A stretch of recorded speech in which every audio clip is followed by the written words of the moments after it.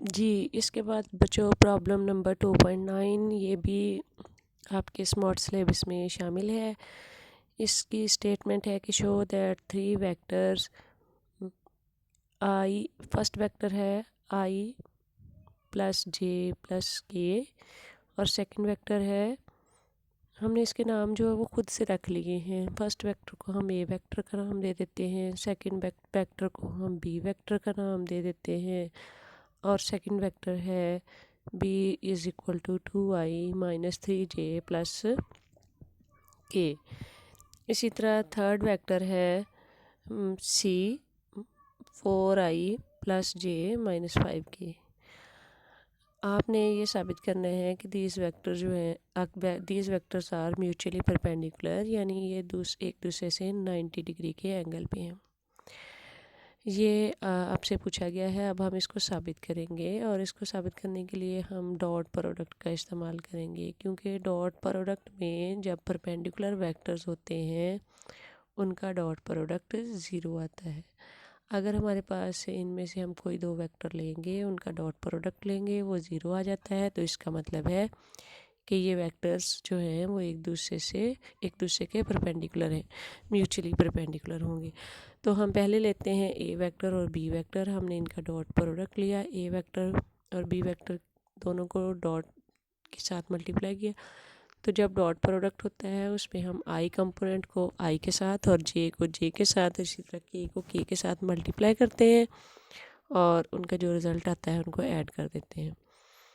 अब दोनों वेक्टर्स के आई कंपोनेंट्स मल्टीप्लाई होंगे, 2 इंटू 1 2 आ जाएगा। इसी तरह जे कंपोनेंट जो है आपके पास ए वेक्टर, उसका जे कंपोनेंट का कोऑर्डिनेट है 1, और बी वेक्टर का कोऑर्डिनेट है -3। तो 1 को -3 से मल्टीप्लाई करें तो आपके पास -3 आ गया।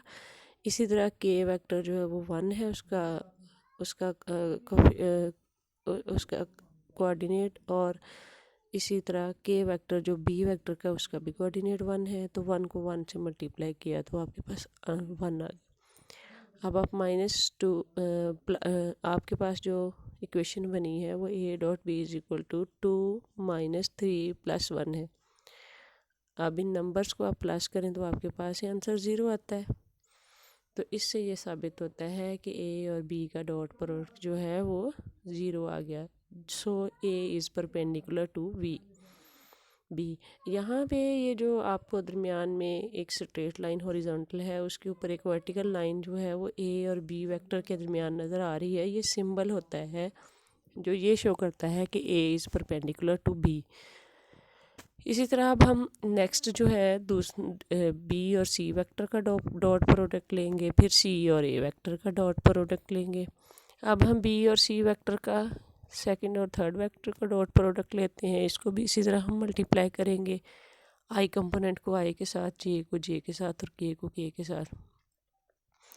तो देखें बी और सी को मल्टीप्लाई किया, 2 × 4 8 आ गया।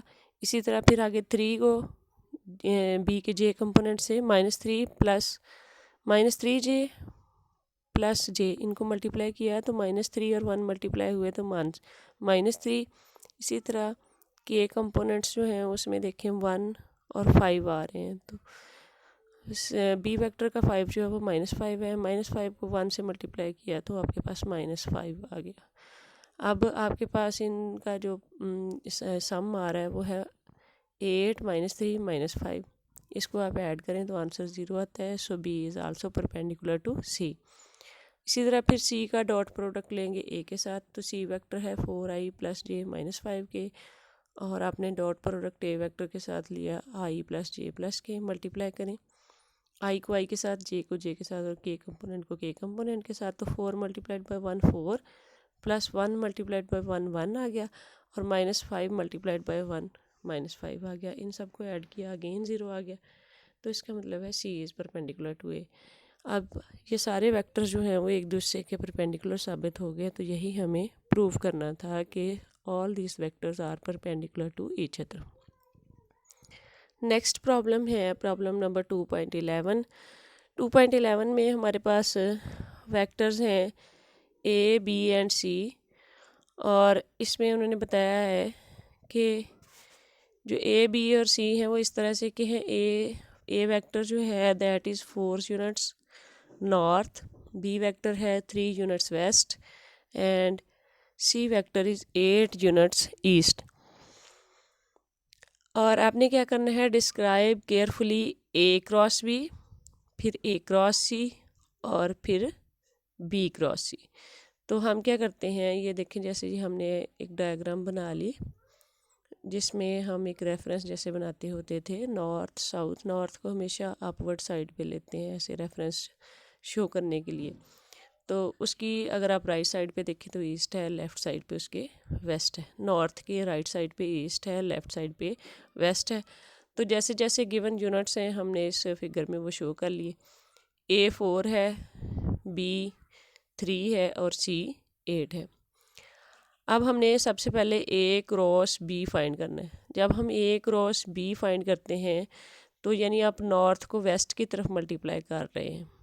तो ए की मैग्नीट्यूड है 4, बी की मैग्नीट्यूड है 3। 4 मल्टीप्लाइड बाई 3 क्या आ जाएगा, फर्स्ट 4 मल्टीप्लाइड बाई 3 वो आपके पास 12 आ जाएगा आंसर। लेकिन इसके साथ हम इसका साइन एंगल यानी ए से बी की तरफ साइन ऑफ 90 डिग्री लेंगे। साइन 90 डिग्री लिया ए से बी की तरफ। अब अगर आप अपने राइट हैंड से इसको क्लॉकवाइज अपनी फिंगर्स को कर्ल करें, ए को बी की तरफ यानी नॉर्थ को वेस्ट की तरफ फिंगर को कर्ल करें तो आपके राइट हैंड का थंब जो है वो वर्टिकली अपवर्ड होगा। तो आपके पास इस तरह से इसकी जो डायरेक्शन है वो वर्टिकली अप आ जाएगी और मैग्नीट्यूड जो है वो 4 मल्टीप्लाइड बाई 3 12 आ जाएगी। तो साइन 91 होता है, लेकिन उसकी डायरेक्शन हम कैसे, एन की डायरेक्शन जो एन यूनिट वेक्टर है वो हमारे पास राइट हैंड टूल से आ गई। तो हमारे पास ए क्रॉस बी जो है वो 12 यूनिट्स वर्टिकली अप आ गया। इसी तरह जब हम अगले वेक्टर उसमें आपसे पूछा हुआ ए क्रॉस सी, अगर हम बेटा ए को सी की तरफ क्रॉस करते हैं तो हमारा जो ए क्रॉस बी वाली जो फिंगर थी वो उसके बिल्कुल अपोजिट उल्टी साइड पे क्रॉस हो रहा है। तो अब अगर हम मल्टीप्लाई करेंगे तो 4 multiplied by 8, 4 8s are 32 units, ये तो हो गया। लेकिन साइन 90 जब हम इनके दरमियान लेंगे, क्योंकि क्रॉस प्रोडक्ट है साइन 90 ए और सी का, इनके दरमियान 90 डिग्री एंगल है तो वो 1 आ जाएगा। लेकिन एन यूनिट वेक्टर निकालने के लिए आपने ए को सी की तरफ जब फिंगर्स को कर्ल करते हैं तो आपका इरेक्टेड थंब जो है वो डाउनवर्ड डायरेक्शन में जाता है। तो हम कह सकते हैं कि ए और सी जो हैं उनके दरमियान जो डायरेक्शन है वो वर्टिकली, उनके वेक्टर प्रोडक्ट की डायरेक्शन जो है वो वर्टिकली डाउन होगी। इसी तरह नेक्स्ट है आपने बी और सी को मल्टीप्लाई करना है। बी और सी जो हैं वो दोनों एक दूसरे के ऑपोजिट वेक्टर जा रहे हैं, ईस्ट और वेस्ट। तो ये वाले जो है इनके दरमियान 180 डिग्री का एंगल होगा। तो 180 डिग्री जब साइन 180 आ जाएगा, आप करेंगे बी क्रॉस सी तो 3 यूनिट्स मल्टीप्लाइड बाई 8 यूनिट्स, लेकिन दरमियान के एंगल आ जाएगा साइन ऑफ 180 डिग्री और साथ है यूनिट वेक्टर। तो साइन 180 जो है वो ज़ीरो होता है। तो इस तरह से आपके पास बी और सी का जो क्रॉस प्रोडक्ट है वो ज़ीरो आ जाएगा। तो ये है प्रॉब्लम नंबर 11। यहाँ तक प्रॉब्लम्स जो थे वो आपके स्मार्ट सिलेबस में शामिल थे। ये वाले प्रॉब्लम्स हमने पहले क्लास में नहीं किए थे, इसलिए हमने अब इसको कर लिया।